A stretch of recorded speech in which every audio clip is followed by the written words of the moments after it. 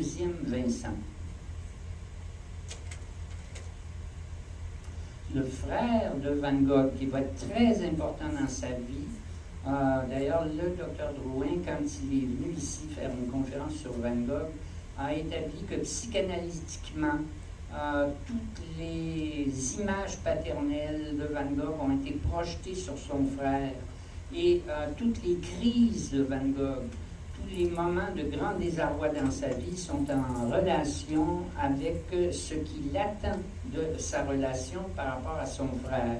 C'est pourtant son cadet, mais il fait figure d'aîné pour Van Gogh, et Van Gogh va connaître des crises de désarroi à chaque fois qu'il va croire que son frère Théo va l'abandonner.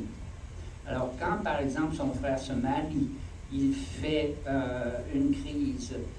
Quand la femme de son frère va accoucher d'un enfant, il va croire que son frère va l'abandonner pour s'occuper du nouveau-né. Et la chronologie nous montre très clairement que c'est dans cette relation-là que Van Gogh connaît des moments de confiance ou de désarroi. C'est d'une très grande tristesse, cette histoire-là. Théo va consacrer sa vie à appuyer la démarche de son frère. Il est instruit des choses de la peinture. Il veut valoriser la peinture de son frère.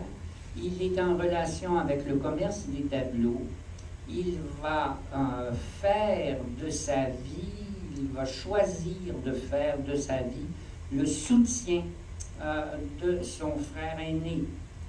Et quand Vincent se suicidera, Théo va devenir complètement fou. Dans les 6 mois qui vont suivre, sa vie à lui va être détruite aussi. Alors, j'insiste pas sur des détails biographiques. Ça demanderait des développements qui ralentiraient trop le partage qu'on a aujourd'hui.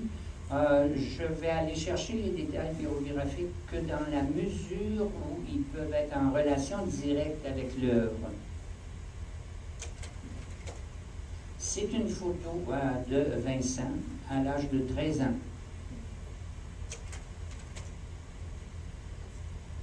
Alors, il va être employé dans une maison qui fait le commerce des œuvres d'art.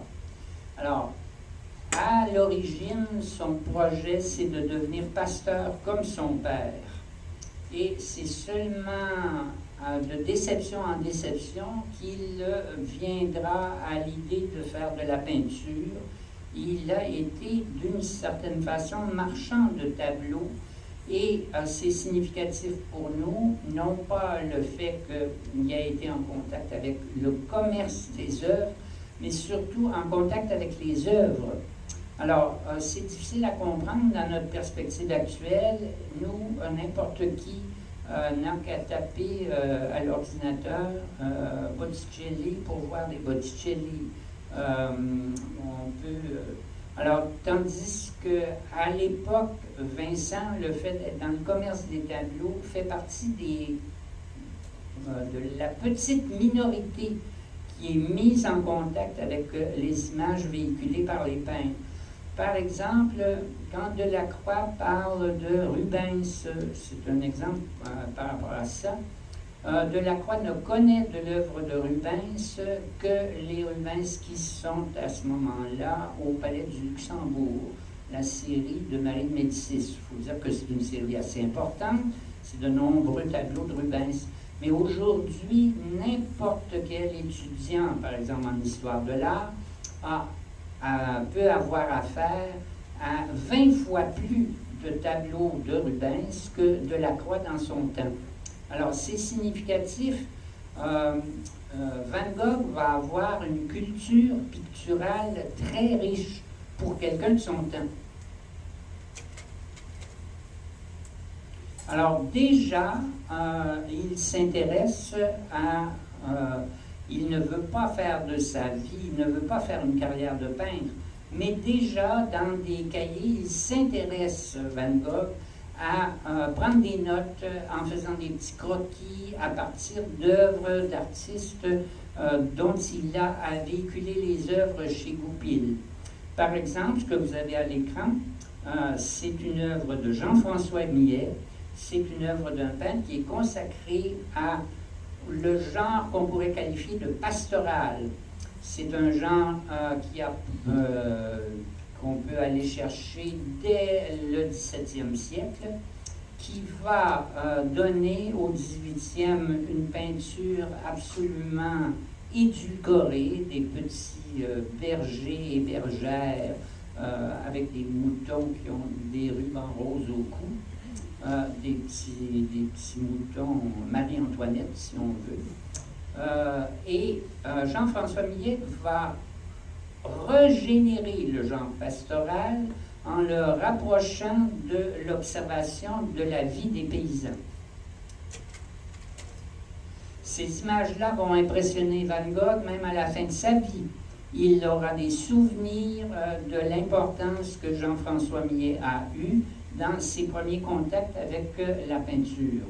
C'est un Van Gogh, un faucheur, c'est de la période de Saint-Paul-de-Vence. C'est un Van Gogh de jeunesse, c'est un très beau format marine, c'est-à-dire un format très, où l'horizontale est très importante, et c'est un très bel exemple de la sensibilité de Van Gogh à la vie paysanne. Alors, ce n'est pas dans le genre pastoral charmant, c'est dans le genre pastoral qu'on pourrait qualifier de réaliste. Alors, ce ne sont pas de jolis paysans, ces paysans, par exemple, dont Madame de Sévigné parlait à sa fille. Savez-vous ce que c'est que faner? Puis elle parle du caractère idyllique de la vie paysanne. Voyons donc, Madame la Marquise, allez-y au champ, vous allez voir que c'est pas si joli que ça. Alors, on va peut-être ajuster un peu notre focus.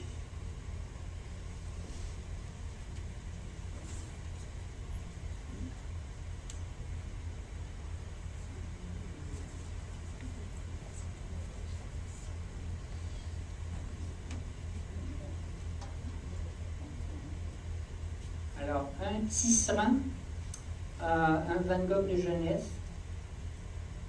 Ce qui est très intéressant pour nous, c'est l'importance que Van Gogh va donner à la tache de rouge dans le tableau. C'est un choix, ça. C'est une option déjà où donner de l'importance à la note de couleur dans le tableau.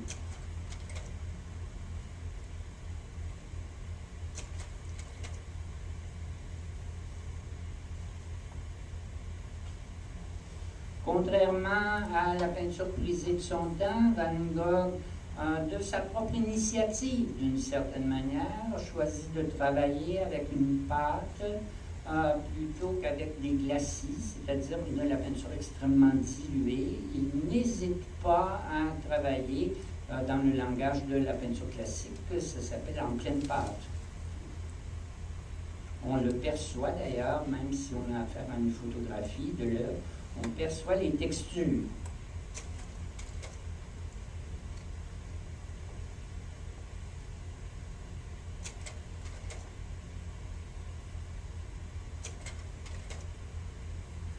Alors, encore là, des observations du paysage dans le monde rural.